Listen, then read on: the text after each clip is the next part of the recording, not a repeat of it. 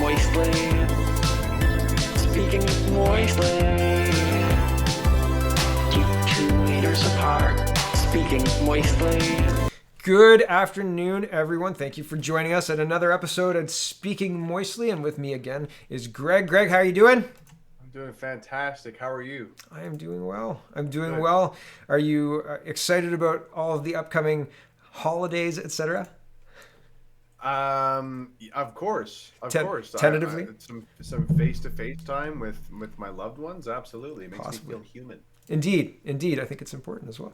I'm looking forward to that as well. But let's get into the news. Let's get into what's going on. Here is Mark Towey, and I don't know if Mark Towey's a news person or whatever, but he said, in a passionate response to reporter question, Ontario Premier Doug Ford Nation says he wants to see much more compelling evidence of need before he's willing to destroy people's lives by ordering restaurants and small businesses closed in another lockdown. In Canada Poly, I talked about how I wanted to see that footage, and I actually have that footage. So we're going to have a quick watch right now. Here is Doug Ford, and here is him saying exactly that. Here we go.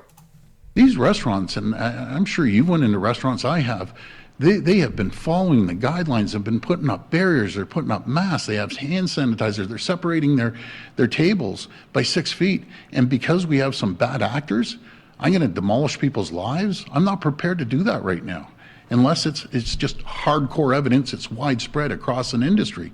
Picking on restaurants, it's just not the avenue that we want to go down. Picking on restaurants is just not the avenue we want to go down. So instead, Miss Tam will say, or the public health officials will say, keep Thanksgiving to just the people you live with. Instead of ganging up on the restaurants, they'll gang up on the families and the people gathering for holidays. So, Greg, are you still looking forward to Thanksgiving? What do you think? Well, I mean, I'm just glad that this conversation point from Ford is actually like in the public, in the news, because the science is not settled. No. And the fact that someone is talking about, hey, what about all of the remember all of the other consequences of lockdown? Mm-hmm. You remember that? Yep. And the fact that that's it at all on the news in any way, from someone like Ford, I'm just happy that at least that's been mentioned. Yeah, I feel like we haven't even heard that talking point much at all. I did have to go digging through the yesterday's question and answer period on the 34-minute video, but I found it pretty quick. It was in the questions. It was like the third question. But and interestingly enough, I don't know that the news is really highlighting this. From what I've seen, it's a lot of highlighting of the Quebec lockdowns and what's going on there. And what's going on there is concerning and does need highlighting. But this is encouraging. I am glad that Ford himself is saying this. It shows that he understands that he needs, if he's going to get reelected, he needs to allow our economy to open it back up. And you just can't replace an economy with a lockdown, right? And you can't just pick on small businesses while keeping schools open. Like, it defies reason. It's insanity. Yeah, and more, I'm sure people are waking up to this. Like, if you don't work at a massive like bank or something like that, Mm-hmm. You're seeing small businesses drop like flies. Yep. So this whole like, oh, it's a second lockdown. It's for health. It's to protect everyone's health. Mm-hmm. And, for people who are in the real world, who are part of a small business or own their small business or are friends with somebody who owns a small business, you're gonna hear that and be like, well, what about the other consequences? Yep. What about the rest of the things other than this illness? Yeah, and well, talking about the other the other potential damage, having Thanksgiving. What happens if you've got 9 people over, say, and 2 people show up, putting you at 11? Did you know how much the fines are for having too many people at your Thanksgiving dinner? Or what the proposed fines up to? $10,000. $10,000. Do you have? That's an expensive turkey. It's an expensive turkey, and I want to kind of touch on this because, like, okay, you've got small businesses that have to deal with the fact that the constant media is talking all the time about dangers of going out, stay in your bubble, don't go out, go to these places and wash your hands and wear a mask and all that other stuff. So they've got to deal with putting up a product in that environment. They've got to get people to come out to their store. They've got to get people to come out to their restaurant, and they're dealing with that. And then, not to mention the looming potential of a lockdown, which again, I'm glad Ford is saying no. But then you've got the other consequences of like families being threatened to, not go and spend time with their families. It's a chilling effect, right? Like people, regardless of whether they want to go out to the store or want to go spend time with their families, this is going to impact people. And it's unfortunate it's going to impact people, but there are going to be a lot of people who don't go to their usual family gathering because of this advice. And I just haven't seen evidence that this is good advice. This article makes the case that there's no advice on safe gatherings that's applicable across Ontario, let alone across the whole country. So it's unfortunate. I think it's going to be unintended casualties, unintended consequences when they make these blanket statements, and it doesn't help people. It doesn't help people. Definitely doesn't help people. And all I can think about is how much things have changed over the past 8 months, 9 months. Mm-hmm. And I feel as though the conversation has been incrementally changing. Like at the beginning, it was racist to want to, wear a mask or want to even close the border or anything like that. You could be concerned about this virus at all. You were some crazy conspiracy to think that this virus is. And then, of course, that changed. And then, of course, mandatory masks came in June. And now the conversation, I really feel like the fear used to be about dying from the virus. The fear used to be about that. And maybe if you're in a higher age bracket, that's what your fear still is. But for the majority of people, the fear is not about dying from the virus. The fear is about getting fined. The fear is about getting in trouble or breaking the rules. Yeah. Yeah. The other week I highlighted a Western University, London, I think, where they were saying that a whole 100 students were going to get fined because of their participation in this party that wasn't supposed to happen because of COVID. And it was no mention of the terrible effects of COVID. It's the administration's going to get you. Exactly. And it's awful to see how people are piling on, almost like the SJ. We talked about this last week, but the SJW types who are I can't wait to tattle. I'm going to tell on all these people. Oh man, I am saving old ladies' lives. That's right. Some heroes don't wear capes, right? This isn't in our news for today, but did you hear about how some of the COVID numbers, deaths and cases, are that death was actually from back in July. There was a whole it's wild, and they're using these things to justify the current lockdowns, and that's why I'm very surprised by Doug Ford's current not about face, but concern with the small restaurants and the small businesses, because not that he wasn't concerned before. I think that he's genuine. I think that he wants to do well. I hope so, man. I hope. Yeah, I know. It's hard to tell. Doesn't part of it feel like he's just kind of giving us just a little kind of here you go, have that. Yeah. A few days before they cancel Thanksgiving and then cancel Halloween. Just chew on that one. Don't worry about that. Yeah, I don't know. I think he's genuine. I hope he's genuine. I hope he's just trying to balance the doom and gloom models. But how many times and how wrong do they have to be before you go, okay, thanks, model guy. We'll take it under advisement, right? Yeah, numbers don't lie, but the people that manipulate them sure. Right. And before you said we'd have 350,000 dead and we've got 9,000 dead. So you were wrong before. And before you said that masks shouldn't be worn by healthy people. And before you said that borders don't work, but now we've got mandatory masks and closed borders with the United States. And you were wrong every other time too. So maybe we should just take it under advisement and then do whatever the heck we want to do anyway. Yeah. I mean, let's just imagine the politicians in charge are, they have totalitarian endeavors. They have totalitarian dreams. Okay, let's just imagine that.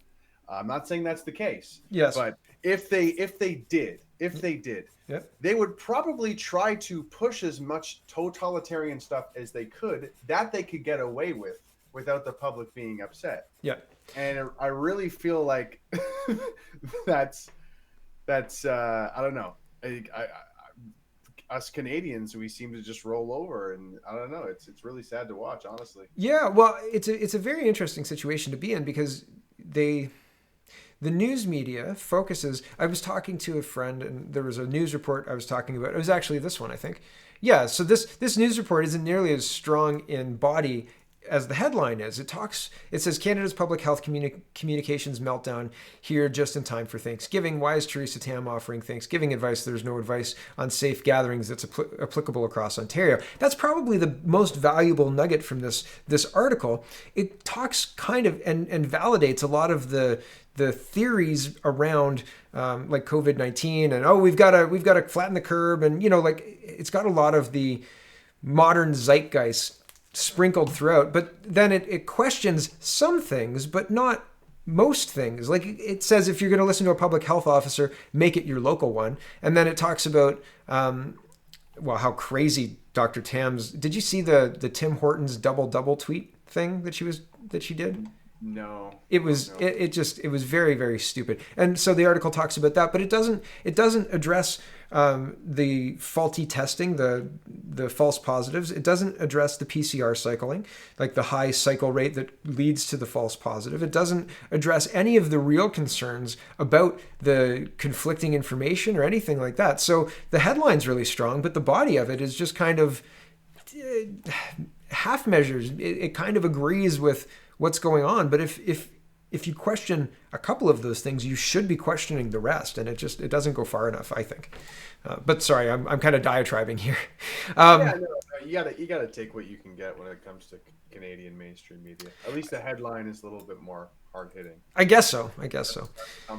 Here's another thing. They sold us on masks working by telling us I think it was July 12th that masks were mandatory in Guelph, and I read a newspaper article that said if we were able to mandate masks in July, the virus would be done by now. And I was like, be quiet. This is 2 or 3 days ago. Like, oh yeah, mandatory masks would kill the virus for sure, definitely. But here's a chart that shows both of the cases and the deaths. The deaths are red on the bottom and the cases are blue on the top. And there's that strong second wave of cases, but the deaths don't exist. This is September 1st. So this is talking about masks. And at the beginning they said masks work because the cases were dropping, and this was in like July, right? So when cold viruses usually subside, they said, the cases are dropping and therefore masks work. Now that the masks are mandatory everywhere and the cases are increasing, what is the rationale for the masks working? Do you know?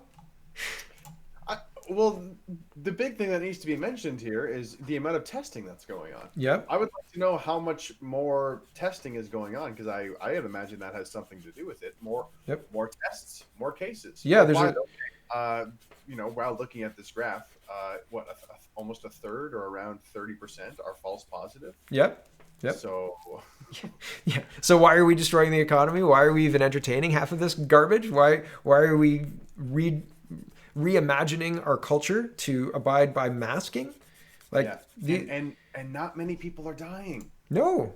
At all. Yeah. And not that we want people to die, but if you're going to use a pandemic that could potentially kill you as a stick and as a useful fear, as a boogeyman, then and it is. I mean, it sounds cliche, but it is getting to the point where it's like, I might go outside and get hit by a bus. There's risks, okay? In Toronto, it's much more likely that you'll die of a stray bullet. Like, if you get just hit with a bullet, in a park, whatever. Toronto's become unbelievable. Statistically, you might have something there. Yeah, I mean, it's just unbelievable.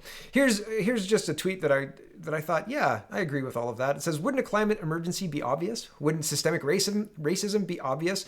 Like, you'd be able to point to exactly the thing that's racist. We can't have that there. This is a school board.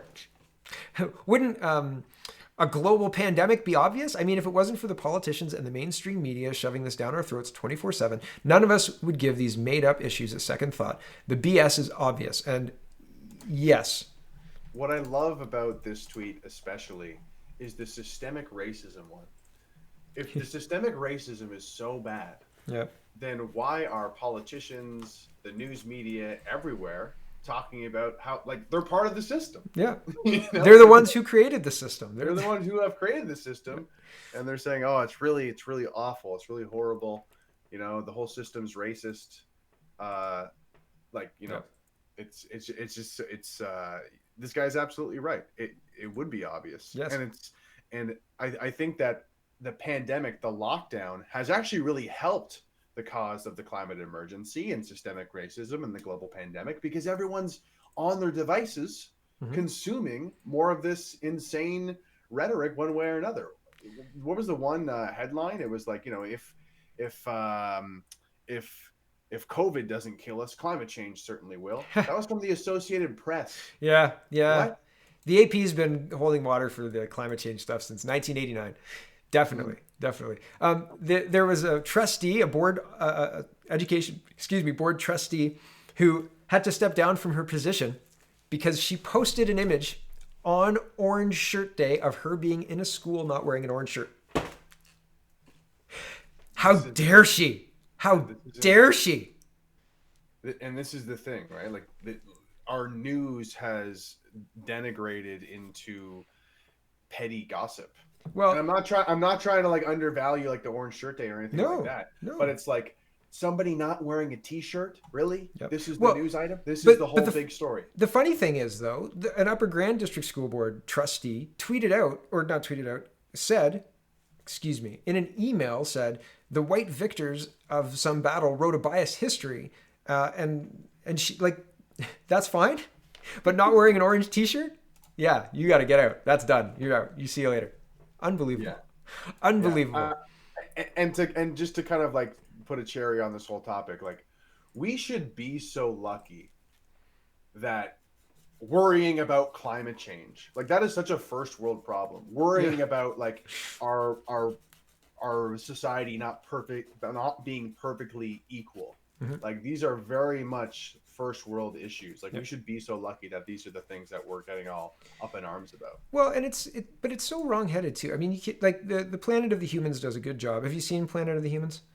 I've skimmed through it, and I did an analysis kind of on all the research they did, but I didn't watch it all the way through. I just kind of one of the most, and I won't take it as gospel, but interesting things happen in the movie, and one of the most interesting is when the guy basically says, like, you understand that this windmill here needs to be manufactured. Manufacturing takes, like, getting things really hot. In order to get things really hot, you need you need to expel CO2. All of the emissions that go into creating this, you'd be better to just use it directly as power rather than manufacturing this crazy thing, because you have to upkeep it and it takes oil and all this other stuff.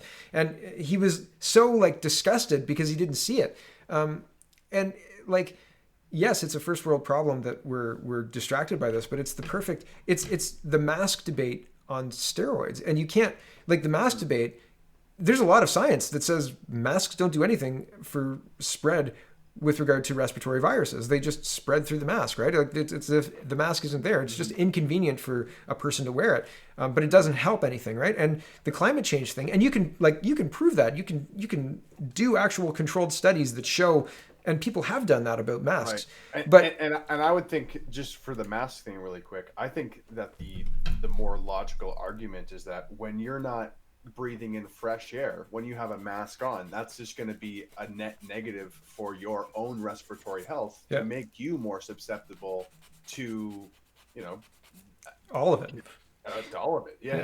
Your health is a net negative. But it's sorry, but it's the same argument. It's the mask debate. The fact that there is a mask debate is anti-science. The climate change debate is the same thing as the mask debate. Its only purpose is to divide. Its only purpose is to get people into two camps, right? And the green camp got powerful because they got control of the models. They got control of the modeling system, the IPCC.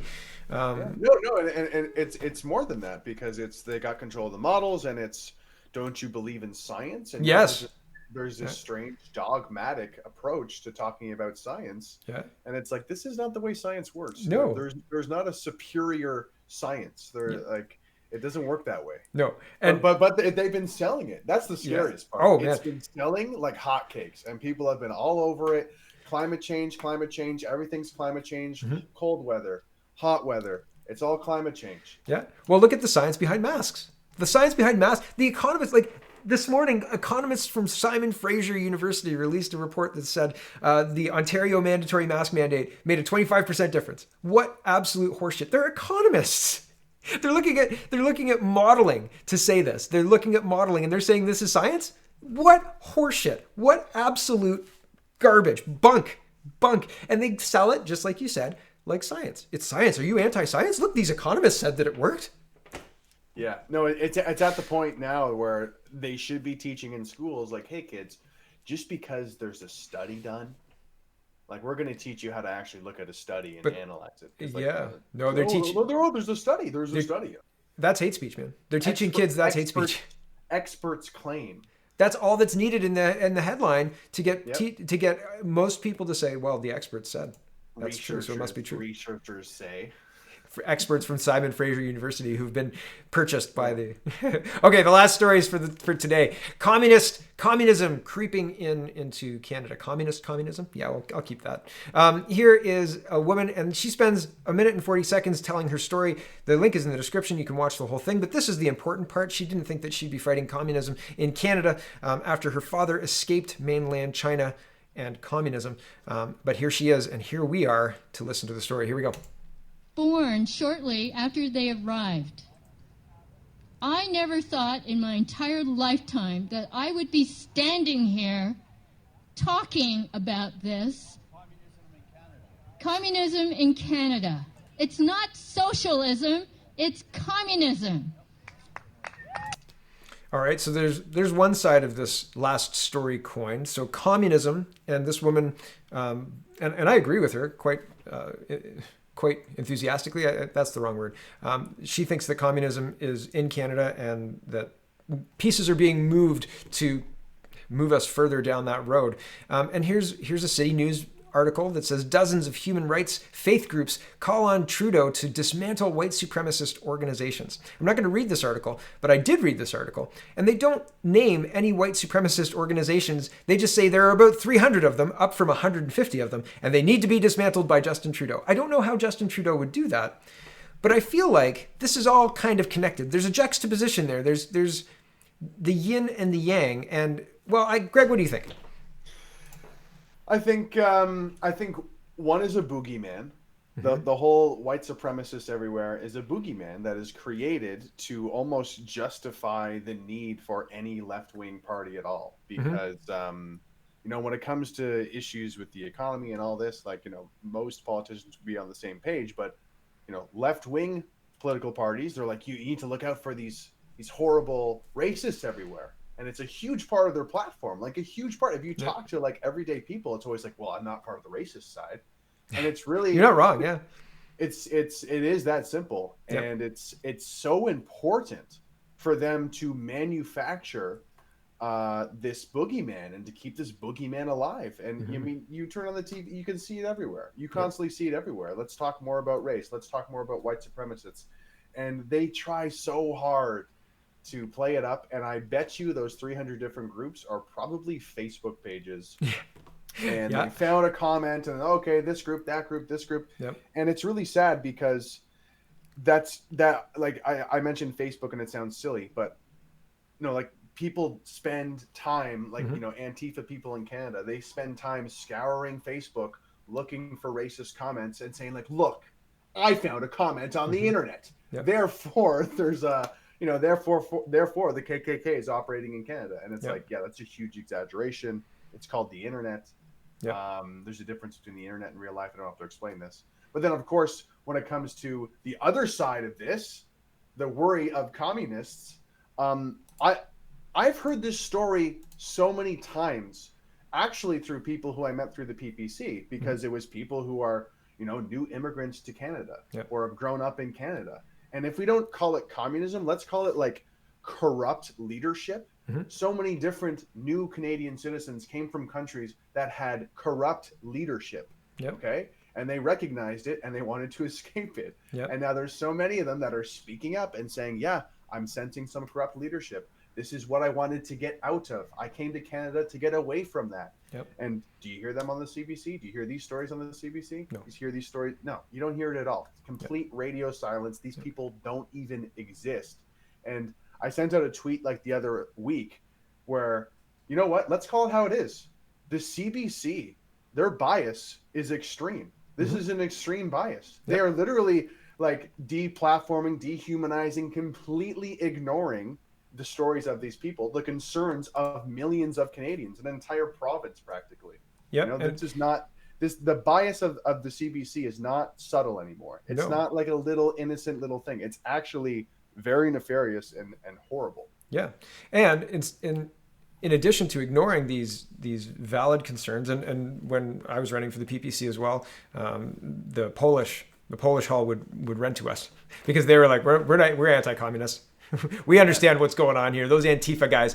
But instead of reporting on new Canadians who have concerns about the corrupt leadership that they're leaving, the City News reports on unnamed white supremacist groups being that faith groups and human rights groups who I think are manufactured and paid for by the federal government. Are calling for him to dismantle them. It's manufactured consent. I think I agree with you on that, and it's I like the idea, and I hadn't considered it that it's part of the platform. It's a necessary. See, I thought their boogeyman was the Conservatives, but I think you're right. I think that they're encapsulating the Conservatives in this white supremacist kind of case, and they're trying to sell that, and that's even more frightening.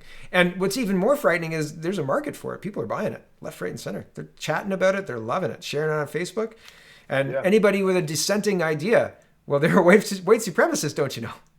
Yeah, and something that I've realized through my own political journey in terms of how politics works is it's not about the actual issues. It's not about actually solving the problem. It's pretty well gossip. It's all about gossip. It's all about kind of persuading people with these like very simple basic ideas.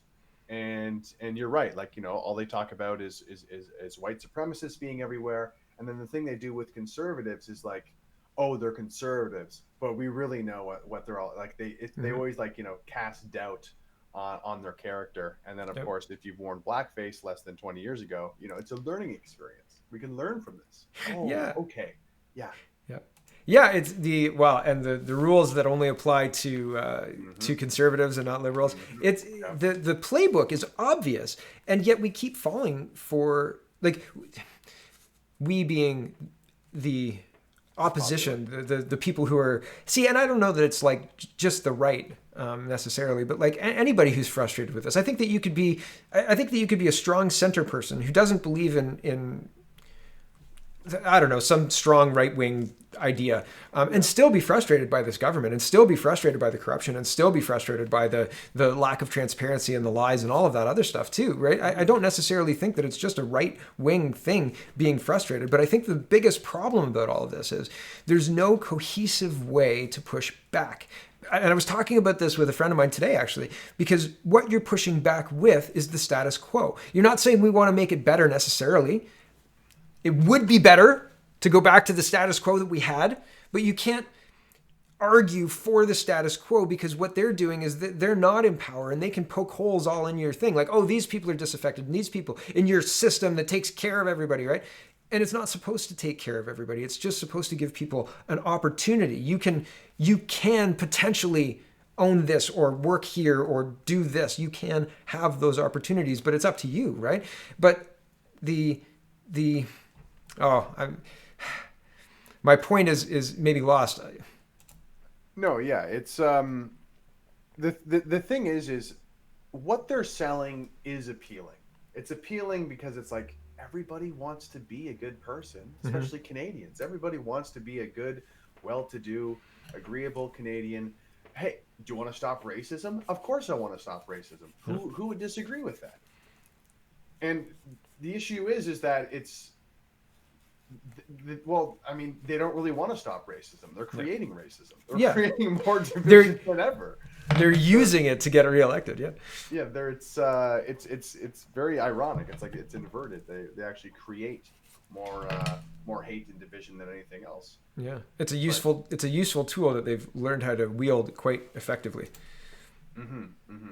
And I mean, what's so tiresome about it is that it really is like we're going backwards. Like they're bringing back tribalism. Tribalism is coming back. Like, hey, let's judge people based on the color of their skin.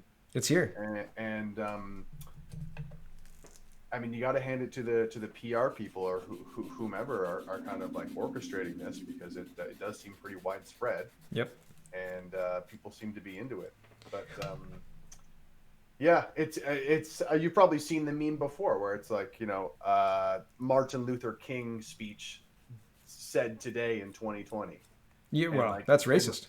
Right. Yes. Judging people by the content of their character. Like, no, don't do that. Yeah. Judge them by the color of their skin. Yeah. Idiot.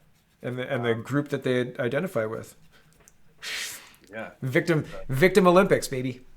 Mm-hmm. But I think for us people who are a little bit more, awake to seeing this kind of indoctrination, extreme bias, I think the best thing that people can do is to really just be a happy warrior, and Yes. just to be really kind of confident in the way you feel about things, and not to apologize, and not to kind of kowtow to people's opinions. Just say, no, I think that's ridiculous. Yep. And don't even make a big deal about it, because what you want to avoid is being angry and kind of being that kind of like angry, like kind of person, because then that almost justifies the prophecy that they're trying to project onto people. Yeah. Well, and they're trying to egg you on to get you to do that too, right? Like I always smile at everybody because I don't wear a mask when I go out, so I always smile at everybody and say I just can't wear them. I'm exempt. Most of the time, I just say I'm exempt. But the fear in their eyes, right? Like we can't back down. We have to share what's going on, and I mean that's the only thing we can do at this point. I think there isn't another choice. And you're right. Like, don't get angry about it. I don't think there's a point in getting angry about it. But don't back down and like give a big smile and say I've been doing some reading. You should too. but all right. Well, I think that's pretty good. What do you think? Do you want to touch on anything else? No, it sounds good, man. Awesome. Sounds great. Awesome. Thanks Well, for thank having you. me. Thanks for joining me again. It's always fun to get together and talk about the crazy stuff that's happening in our world. And like because my show is like singular. I talk to the audience. So having the ability to talk, and even like having the ability to hear other people reason stuff out like this, talking about like the juxtaposition between the communism or the corrupt leadership and the targeting of unnamed white supremacist groups. Like, I think there's value in that, and it's value that's missing on our current news dialogue, it's value that's missing from our current discord in the public space, because what's taking it over is just garbage dog whistle BS, not stuff that people actually need to deal with. And so I really do appreciate you coming on with me. Thank you. Hopefully we can do it next week. Yeah, What do you? Awesome. I was just gonna say we're like we're social animals, we're social creatures, and it's important that we talk this stuff out, especially now, because things seem to be more confusing and chaotic than ever. And you turn on the TV, what we need is clarity. What we need is nuance. What we need is leadership. And people are looking to CBC and CNN for those things. Yeah. Oh brother. Yeah. Yeah. And what we need is to feel like we're not being lied to constantly, and like feel sure that the people who are in charge are confident in what they're doing. And I'm sure that they're not. I'm sure that we are being lied to constantly. So where we're at is a troubling spot. All right. Well, thank you for joining me, Greg. Thank you for watching, everyone. And hopefully we will have another Speaking Moistly out next week. And we'll talk about the things that are going on then. Here's our Prime Minister to play us out. Oh, thanks for watching, everybody. Check out CanadaPoly.com. Check out CanadaReport.co. Greg, where should they find you? On my YouTube channel, look up Greg Wycliffe. And link is in the description as well. And okay, that'll do it. Have a wonderful, wonderful day. And here's Prime Minister Trudeau. Speaking moistly, keep two meters apart. Speaking moistly. What a terrible image.